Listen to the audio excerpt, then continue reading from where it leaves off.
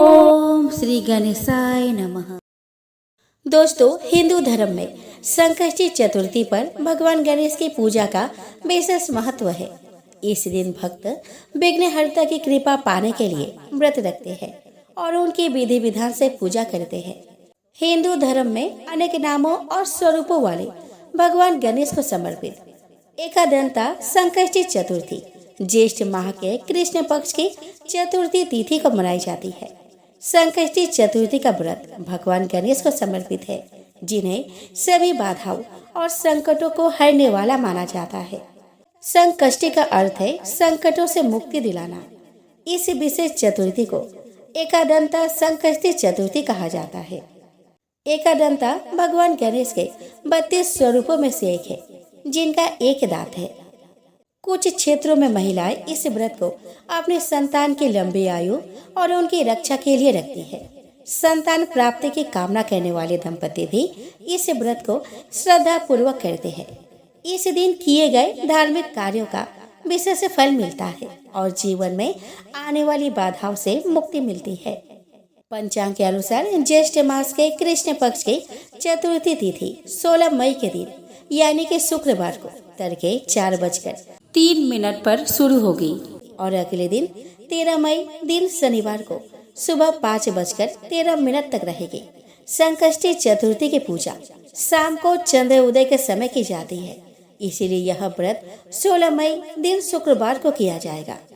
16 मई दिन शुक्रवार को चंद्र उदय का संभावित समय लगभग रात 10:39 है।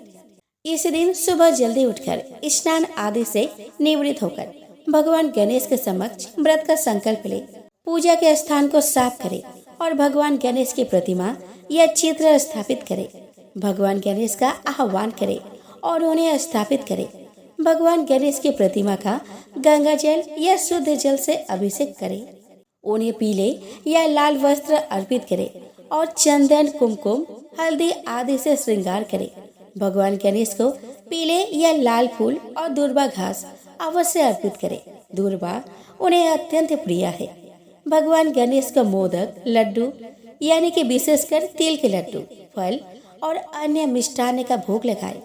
घी का दीपक जलाए और धूप जलाकर आरती करे। भगवान गणेश के मंत्रों का जाप करें, जैसे ओम गण गणपतये नमः, ओम वक्रतुंडाय हूँ। एकादंता संकष्टी चतुर्थी की व्रत कथा सुने। इस व्रत में चंद्रमा का दर्शन करना महत्वपूर्ण है। शाम को चंद्रमा निकलने के बाद उनकी पूजा करें और उसे अर्घ्य दें। चंद्रमा के दर्शन और पूजा के बाद ही व्रत खोला जाता है। सात्विक भोजन ग्रहण करें। अपने क्षमता अनुसार गरीबों और जरूरतमंदों को दान पुण्य करें।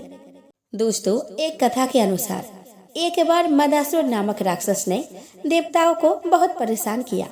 तब देवताओं ने भगवान गणेश की शरण ली।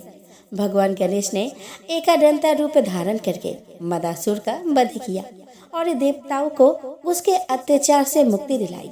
इसीलिए इस दिन भगवान गणेश के एकादंता स्वरूप की पूजा करने से भक्तों को सभी प्रकार के संकटों से मुक्ति मिलती है। एकादंता संकष्टी चतुर्थी भगवान गणेश की कृपा प्राप्त करने और जीवन के सभी विघ्नों को दूर करने के लिए एक महत्वपूर्ण दिन है। इस दिन श्रद्धा पूर्वक पूजा और व्रत करने से भक्तों की मनोकामनाएं पूर्ण होती है।